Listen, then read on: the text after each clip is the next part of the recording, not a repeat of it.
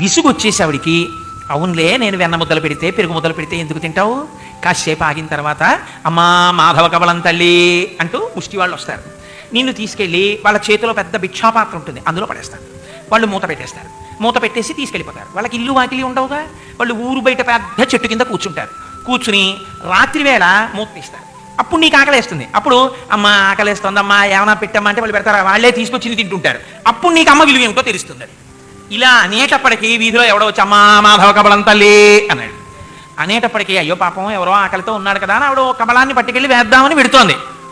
ఎంత భయం నటించాడంటే ఆ రోజున పరిగెత్తుకొచ్చేసి వెనక నుంచి అమ్మ కాళ్ళు రెండూ కౌగిలించేసుకుని ముఖం తీసుకెళ్లి అమ్మ రెండు తొడల మధ్యలో దూర్చేసి, అమ్మ అమ్మ నన్ను భిక్షులకి వేసేయకమ్మా, నన్ను మా ముష్టి వాళ్ళ పాత్రలో పడేయకమ్మా, నేను అన్నం తింటానమ్మా, ఇంకెప్పుడు అల్లరి చేయనమ్మా, నన్ను నమ్మమ్మా అంటుంటే, ఇంత యశోద నిన్ను పడేస్తాను రా నాన్న లేక పుట్టినవాడివి అని ఎత్తుకొని ముద్దు పెట్టుకుని అక్కడ పెట్టి తీసుకెళ్ళి వాడికి మాధవ కబలం వేసి లోపలికి వచ్చిన తర్వాత అమ్మ తన్ని ఎక్కడ భిక్షుల పాత్రలో వేసేస్తుందో అన్నట్టుగా, ఇంకా చాలు ఏమిట్రా తినేయడం, నీ కడుపు నిండిపోయింది భయంతో తింటడం, ఇంకా చాలు అని శ్రీరామరావు చెయ్యేళ్ళైదో తనని నీళ్లు తిప్పి ఆ నోట్లో ఆ మూతి కడిగేసి ఆ చెయ్యి కడిగేసి పంపించేస్తే అమ్మ నిద్ర పట్టేస్తే ఎక్కడ తన్ని భిక్షులకి ఇచ్చేస్తుందో అన్నట్టుగా బిక్కుమంటూ ఇలా నిద్రపోయినట్టు ఇలా అమ్మని చూస్తున్నట్టు నటిస్తున్న కృష్ణుణ్ణి చూసుకుని పొంగిపోయింది ఆవిడ.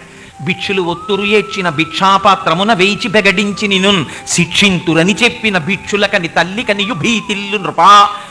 ఆవిడ అంటుంది కుంతీదేవి, ఏం భయం నటించావయ్యా కృష్ణ, నీ భయాన్ని చూస్తే భయానికి భయం వేసిందండి. వెంకటాచలాది క్షేత్రాల్లో స్వామికి అభిషేకం చేసేటప్పుడు ఎక్కడ స్వామికి ఉచ్ఛ్వాస నిశ్వాసలు ఆ పాత్రలో ఉన్నటువంటి అభిషేక ద్రవ్యాలకు తగులుతాయోనని వాళ్లే మంత్రోచ్చారణ కూడా చేస్తే మంత్రోచ్చారణ చేసేటప్పుడు లాలాజల బిందువులు పడతాయేమోనని మంత్రభాగం చెప్పడానికి వేరే ఉండి వాళ్ళు వస్త్రం ఇలా కట్టేసుకుని తలమించి నోరు కనపడకుండా ఇలా కట్టేసుకుని ముక్కు దగ్గర నుంచి కట్టేసుకుని పాత్రలు పట్టుకుని స్వామికి అభిషేకం చేస్తున్నారు.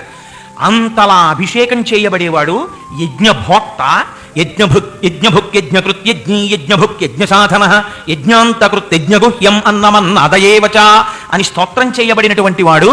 ఒక ఏమీ తెలియనటువంటి ఒక గోపకాంత నీకు దిష్టి తగిలిందిరా, నువ్వు శంభోని పిలవడం ఏమిటి, నువ్వేమో దేవేంద్రుణ్ణి పిలవడం ఏమిటి, నువ్వు కుబేరుణ్ణి పిలవడం ఏమిటి, పిల్లాడా నువ్వు నిద్దట్లో కలవరించావు, నువ్వు ప్రాకృత బాలుడివి, నీకు అలా అనగలిగినంత అధికారం లేదు అని ఆయన పరాత్పరుడని తెలుసుకోలేక ఆ పిల్లవాడికి ఠూఠూ శబ్దం చేస్తూ ఆయనకి రక్ష పెడితే ఆ రక్షని ఎంతో పొంగిపోయి దాన్ని స్వీకరించినటువంటి కృష్ణుడి యొక్క సౌలభ్యాన్ని మనస్సులో ఊహించి ఆనందించి రమించి ఆ పొంగు లోపల పట్టక, ఈశ్వర నీ కృప కన్నా ఆవిడ చేసిన ఠూఠూ శబ్దాన్ని స్వీకరించినటువంటి నీ కారుణ్యము నా మనస్సులో పొంగిపోతోంది, నిన్నడగను ఆ ఠూఠూ శబ్దము చేత పెట్టబడిన రక్ష మాకు కూడా